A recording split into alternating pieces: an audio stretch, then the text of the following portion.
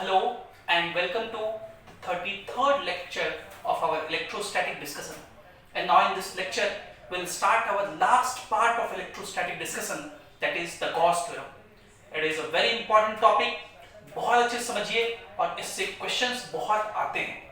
In this chapter, in this topic, we will also deal with the various aspects of Earth and the gravitation. इस topic में हम लोग अर्थ और gravitation के भी वेरियस एस्पेक्ट्स को कंप्लीट करेंगे. So let's start with what is Gauss theorem. Gauss theorem क्या होता है, इससे स्टार्ट करते हैं.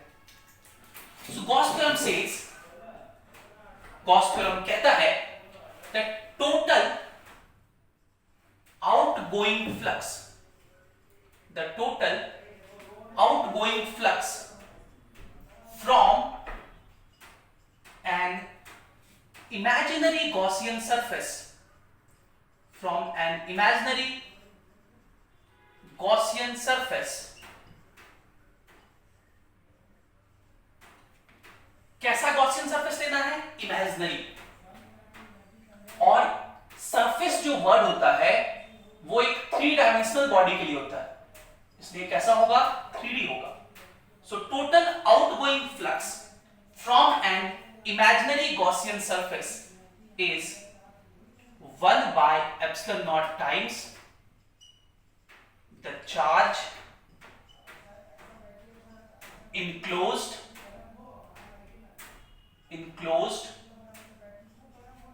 inside it. 1 by epsilon naught times the charge enclosed inside it. Now let's try to understand this. एक चीज को बहुत अच्छे से समझते हैं. सबसे पहला है टोटल आउटगोइंग फ्लक्स. तो सबसे पहला वर्ड जो इसमें है वो है फ्लक्स. फ्लक्स के बारे में हम लोगों ने पहले थोड़ा बहुत चर्चा किया था जब हम लोग इलेक्ट्रिक फील्ड लाइंस पढ़ रहे थे. Number of electric field lines crossing a given area is called flux. वापस से रिवाइज करवाता हूं. What is flux? फ्लक्स को फाई से लिखते हैं. It is number of electric field lines crossing a given area perpendicularly.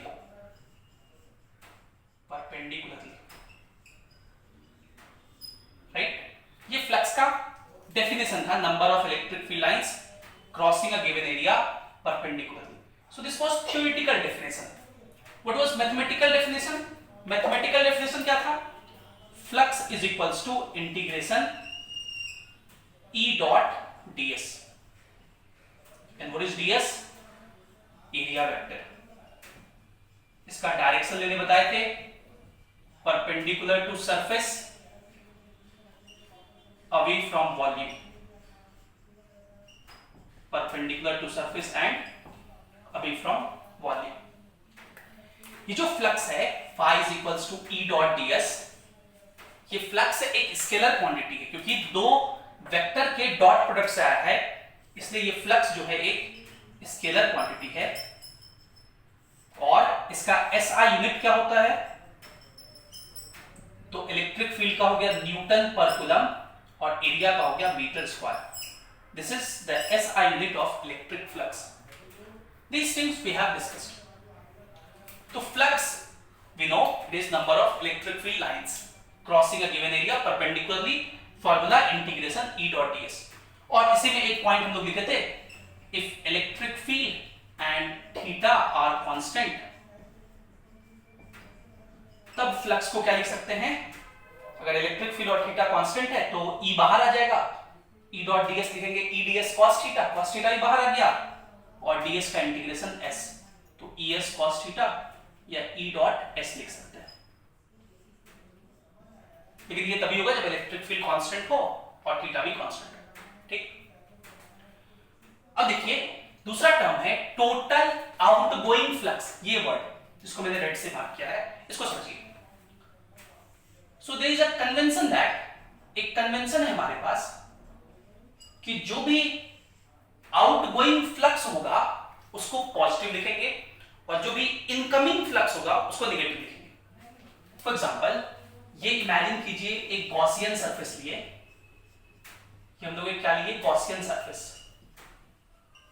और इस गॉसियन सरफेस से इलेक्ट्रिक फील्ड लाइंस जो बाहर निकल रहे होंगे, इस तरह से ये जो इलेक्ट्रिक फील्ड लाइंस है ये बाहर निकल रहा है, मान लीजिए φ1, कितना इलेक्ट्रिक फील्ड लाइंस बाहर निकल रहा है, φ1, इतना फ्लक्स बाहर निकल रहा है। So φ1 is outgoing flux, outgoing flux, तो इसको क्या लिखेंगे, पॉजिटिव। और मान लीजिए इसमें इनकमिंग फ्लक्स भी है, कुछ फ्लक्स इसमें इन भी कर रहे हैं, कुछ इलेक्ट्रिक फील्ड लाइंस इसमें इन भी कर रहे हैं, इस तरह से। ये ग्रीन से जो है वो φ2 है। What is φ2? Incoming flux. Incoming flux को हम लोग नेगेटिव लिखते हैं। तो अगर हम लोग टोटल आउटगोइंग फ्लक्स लिखें, टोटल आउटगोइंग फ्लक्स, जिसको हम लोग φ नेट कहेंगे, तो वो क्या लिखेंगे, पॉजिटिव वाला कितना है, φ1, और φ2 को नेगेटिव में लिखे हैं, इसलिए φ1 माइनस φ2, मतलब outgoing flux minus incoming flux. Clear? Total outgoing flux, ये क्लियर हो गया, फ्लक्स क्लियर हो गया। From an imaginary Gaussian surface, Gaussian surface जो हम लोग लेंगे वो एक इमेजिनरी होता है, इट कैन बी एनीथिंग, आपको इमेजिन करना है। तो कभी ये नहीं सोचना है कि सर सॉलिड है या हॉलो है या मेटल का बना हुआ है या इंसुलेटर का बना हुआ है, ये सब एब्सर्ड से वर्ड होंगे, एब्सर्ड सी बातें होंगी, एब्सर्ड सा सवाल होगा, क्योंकि ये एक इमेजिनरी है। इसलिए आप बस इमेजिन करेंगे कि एक स्फेयर है, सॉलिड हॉलो जैसा मानना है मान लो, इन जनरल हॉलो मानेंगे, हॉलो है, कंडक्टर है कि इंसुलेटर है कि कुछ भी है, इमेजिनरी है, इमेजिन करना है बस। Imaginary Gaussian surface. Now this surface word is used for three-dimensional body only.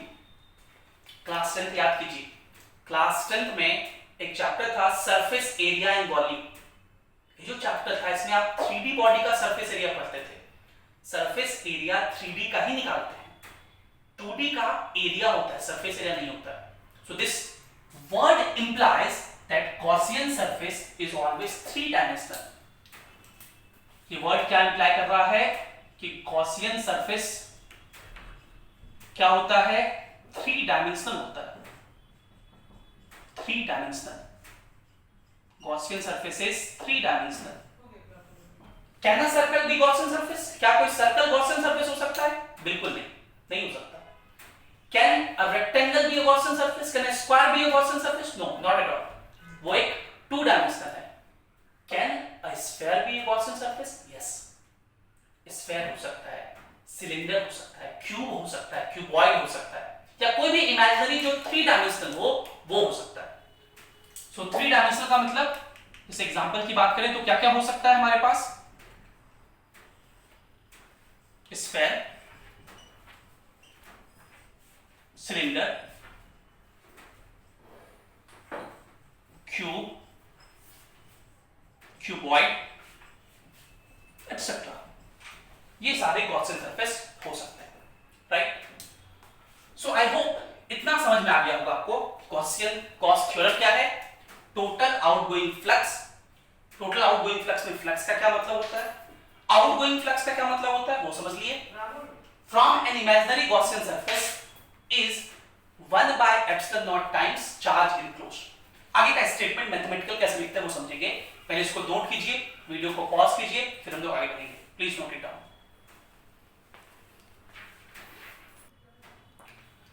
Now let's write this Gauss theorem mathematically.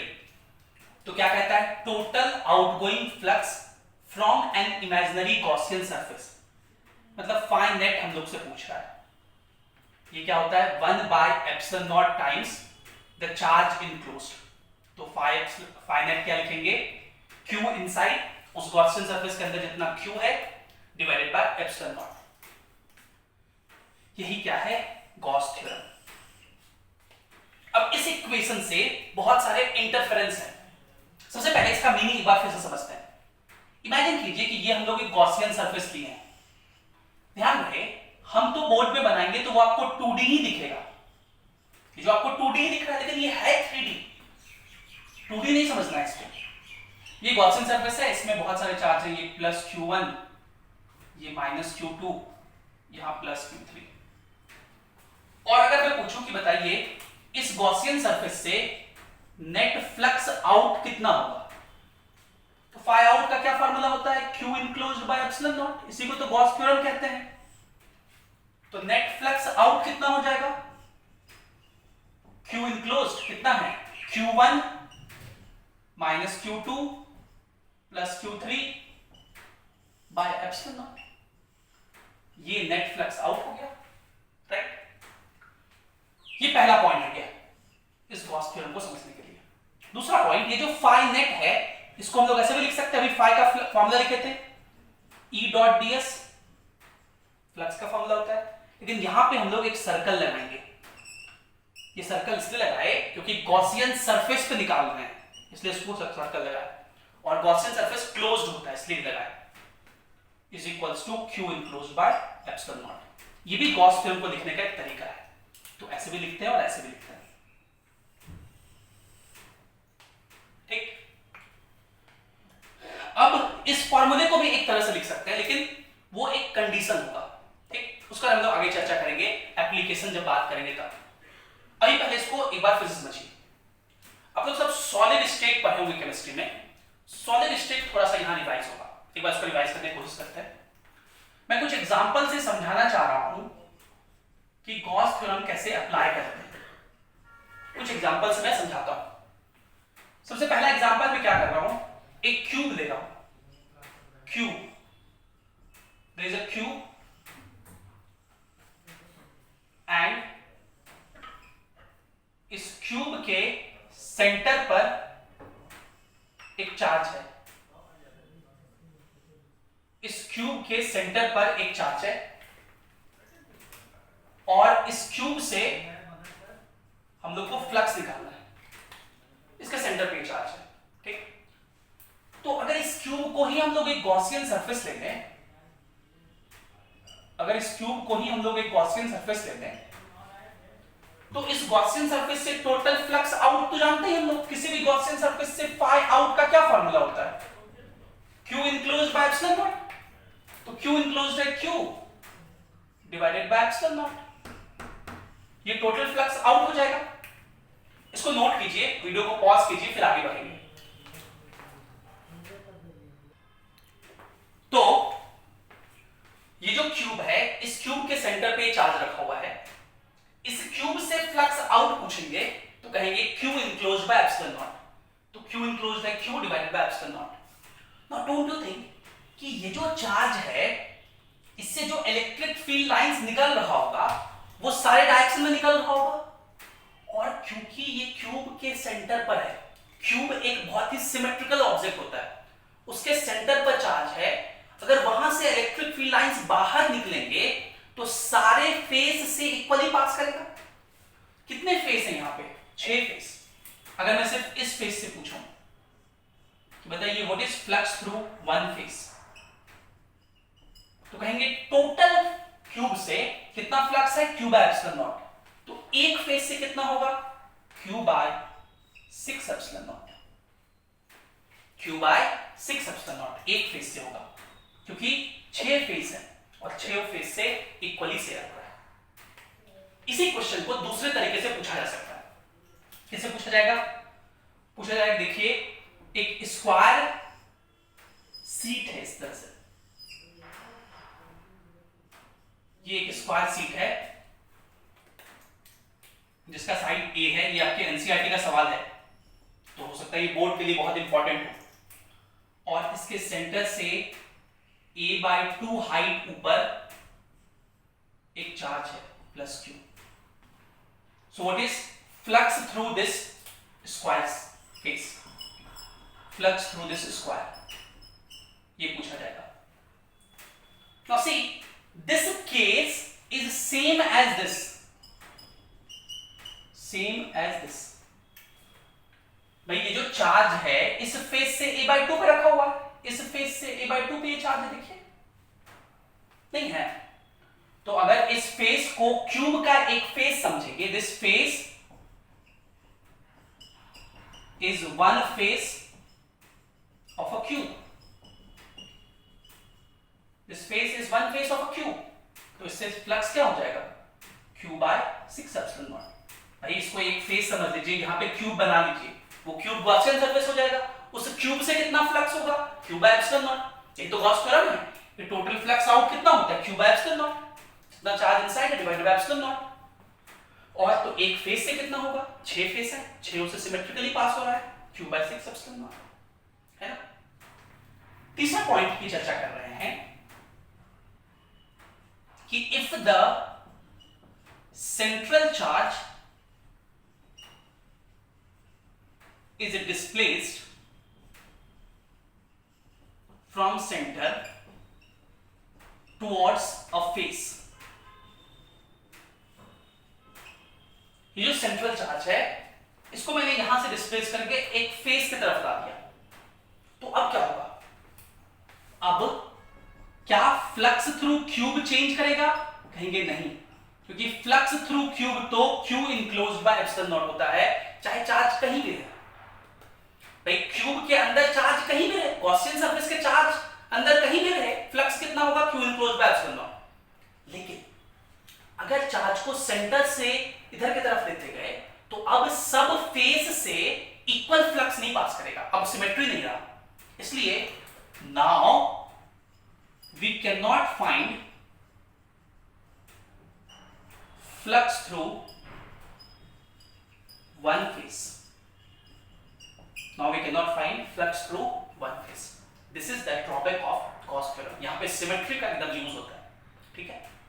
इसको नोट कीजिए, फिर आगे बढ़ते हैं। चलिए एक और एग्जांपल से आगे बढ़ते हैं। फोर्थ पॉइंट हम ये कह रहे हैं कि ये जो हमारा क्यूब है, इस क्यूब के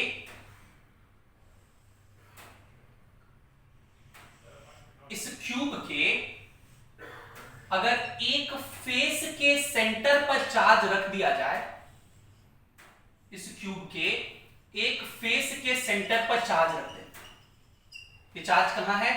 plus Q at the centre of one face. अब ये आप देखे होंगे सॉलिड स्टेट में पंकज सर आपको पढ़ाए कि अगर किसी चार्ज को किसी फेस के सरफेस पर रखेंगे तो ये जो एटम होता है दो भाग में शेयर होता है। अभी ये चार्ज किसी गॉसियन सरफेस के अंदर इनक्लोज नहीं है, ये गॉसियन सरफेस नहीं ले सकते क्योंकि इसके अंदर ये पूरा चार्ज नहीं है। इसके ऊपर अगर ऐसा ही एक क्यूब ले लें तब तो ये चार्ज उसके अंदर आ जाएगा। ये पूरा एक गॉसियन सरफेस होगा, इसके ऊपर का क्यूब और ये मिला करके तो दो क्यूब, और ये चार्ज दोनों के सिमेट्री बीच में रखा हुआ है, तो जितना ऊपर वाले क्यूब से फ्लक्स पास करेगा उतना ही नीचे वाले से पास करेगा। तो टोटल से कितना पास करेगा? Q by epsilon naught। एक से कितना पास करेगा? Q by 2 epsilon naught is the flux through cube। इसको आप सॉलिड स्टेट से सीधा सा सोच सकते थे कि अगर ये चार्ज Q है तो इस क्यूब के अंदर कितना चार्ज है? Q by 2, तो इसलिए Q by 2 epsilon naught। ठीक। फोर्थ पॉइंट, इसी तरह अगर कोई चार्ज किसी क्यूब के कॉर्नर पर रखा हुआ है, तो कॉर्नर पर अगर कोई चार्ज रखा होता है तो ये 8 से शेयर होता है, कितने से? 8 क्यूब से शेयर होता है। तो अगर मैं इसको A B C D E F G H नाम दे दूं तो इस क्यूब से फ्लक्स कितना होगा? Q by 8 epsilon naught। कितना होगा? Q by 8 epsilon naught। ये बहुत इंपॉर्टेंट है, ठीक? इसको अच्छे से समझिएगा।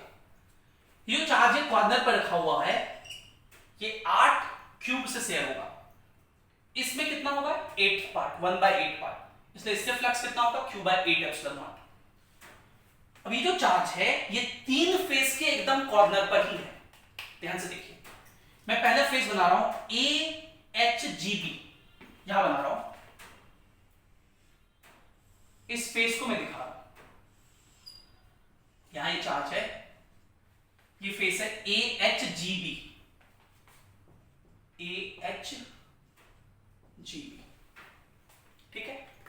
अगर मैं पूछूं कि बताइए इस पॉइंट पर इलेक्ट्रिक फील्ड किधर होगा, तो इस पॉजिटिव चार्ज से अवे ये होगा डायरेक्शन इलेक्ट्रिक फील्ड का, और इस पॉइंट पर एरिया वेक्टर किधर होगा, इस फेस का एरिया वेक्टर इस सरफेस के परपेंडिकुलर इधर की तरफ, तो एरिया वेक्टर होगा डॉट में। तो इन दोनों का E और A का dot product, E dot A ही तो फ्लक्स देता है, ये फ्लक्स कितना होगा, 0,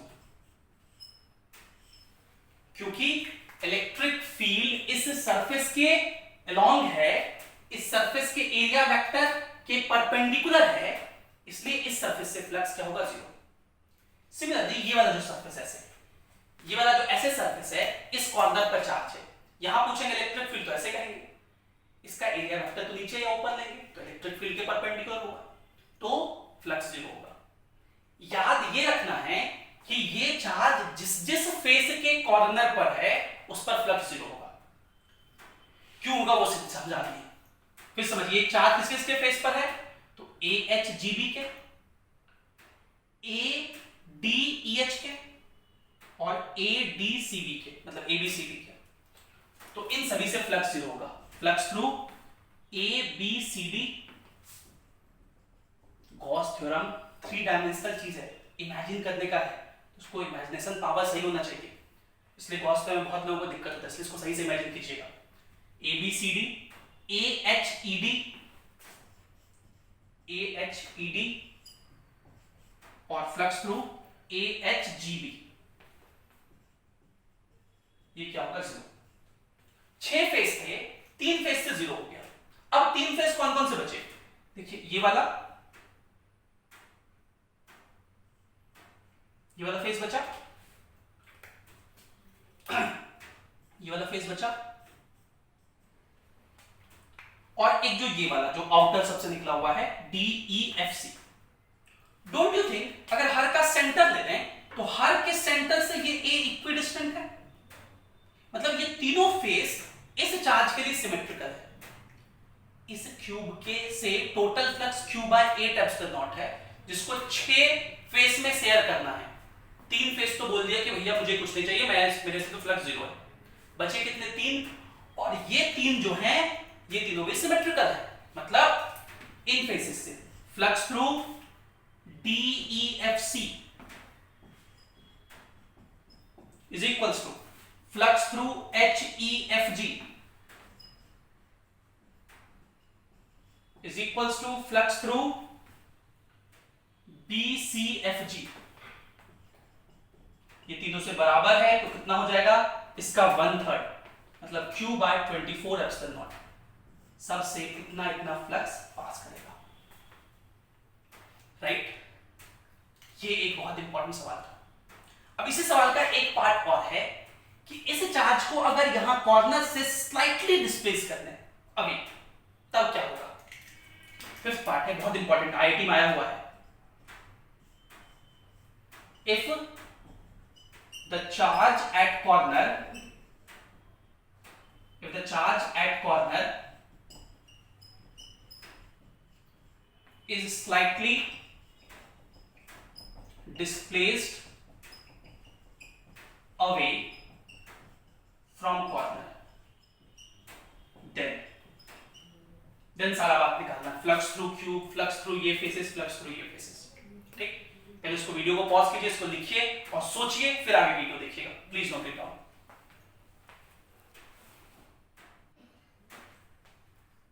So the sixth point is कि ये क्यूब है और इस क्यूब के कॉर्नर से स्लाइटली डिस्प्लेस कर दिए हैं, यहां पे अब चार्ज को लिखते हैं, और ये जो डेल्टा है ये बहुत छोटा है, वेरी स्मॉल,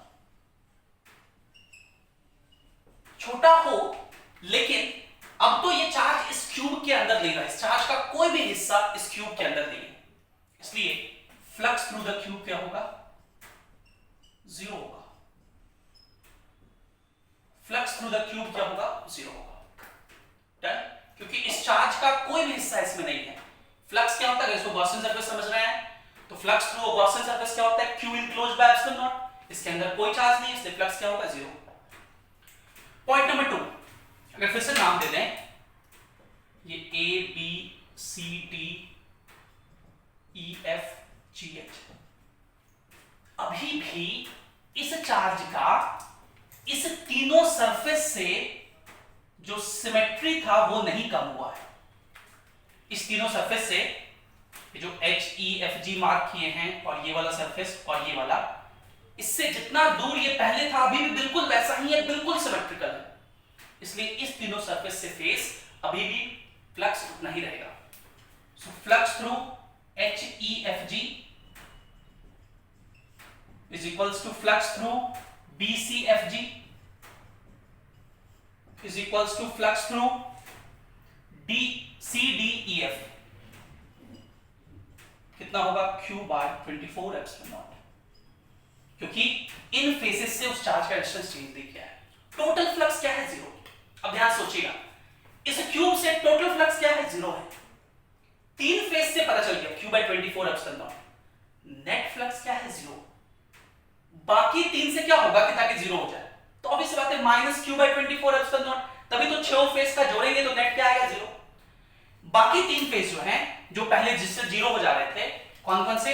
ये वाले, इसके क्वाड्रेंट पे रखो, मतलब flux through A D E H, flux through A B C D, flux through A B G H। इनसे क्या हो जाएगा? Minus Q by 24 epsilon naught. ये कैसे लिखे? एक बार फिर से समझिए। इनसे ये पहले 0 हो रहा था। क्यों 0 हो रहा था? क्योंकि कॉर्नर पे था, एरिया वेक्टर परपेंडिकुलर हो जा रहा था, लेकिन अब नहीं होगा। अब क्यूब ऐसे है, ये कॉर्नर है, तो कुछ ना कुछ इन कर रहा होगा तीनों से, सिमेट्रिकली इन होगा क्योंकि सबके कॉर्नर से दूर है थोड़ा सा। टोटल फ्लक्स क्यूब से 0 है, क्लियर? कोई चार्ज नहीं था इसलिए टोटल फ्लक्स 0 है। इन तीनों से ये है, तो 6 फेस हैं, इन तीनों से पॉजिटिव है तो इन दोनों से निगेटिव होगा, तभी तो ऐड होकर 0 होगा। इससे जितना इसके था उसके निगेटिव कर दिया, right? This is a very important point, अच्छे से ध्यान में रखिएगा। नेक्स्ट एग्जांपल, ये सारे क्वेश्चंस हैं, मैं इसको एक एज एग्जांपल बता रहा हूं ताकि आपको समझ में आए। नेक्स्ट एग्जांपल बहुत फेमस एग्जांपल है एनसीईआरटी एचसी वर्मा का, कि एक ऐसे हेमिस्फीयर ले लिए हैं, ये आपके पैकेज में भी है, और इसके सेंटर पर चार्ज रख दिए प्लस Q। अब बताइए what will be flux through hemisphere? सोच के बताइए सब लोग, वीडियो को पॉज कीजिए और सोचिए। बहुत आसान है। अरे भाई, अगर पूरा एक स्फीयर समझ लें तो पूरे स्फीयर से Q by एप्सिलॉन नॉट होगा। पूरा स्फीयर गॉसियन सरफेस हो गया, उसके अंदर चार्ज Q है तो Q by एप्सिलॉन नॉट। आधे से कितना होगा? Q by 2 epsilon not. Very easy. इसी तरह अगर हम कहें कि मेरे पास एक सिलेंडर है और इस सिलेंडर के यहां पे एक चार्ज रखा हुआ है प्लस Q। अब पूछो बताइए इस सिलेंडर से कितना फ्लक्स होगा? सिलेंडर के टॉप पे रखा हुआ है, तो बिल्कुल वैसा ही एक सिलेंडर आप ऊपर इमेजिन कर लेंगे, बिल्कुल ऐसा ही एक सिलेंडर ऊपर इमेजिन कर लेंगे। पूरा जो गॉसियन सरफेस होगा, पूरा जो गॉसियन सरफेस होगा उससे Q by एप्सिलॉन नॉट हो जाएगा, तो सिर्फ लोअर पार्ट से कितना हो जाएगा? लोअर सिलेंडर से flux fire out through lower cylinder Q by 2 epsilon naught, right? So I hope all of you are able to now understand that what is Gauss theorem. Gauss theorem क्या है, statement क्या है, क्या mathematical equation है, वो आप लोग सब समझ गए होंगे। Okay? So with these examples and with some more questions, we will meet in the next lecture. Thank you for being with us. Have a great day.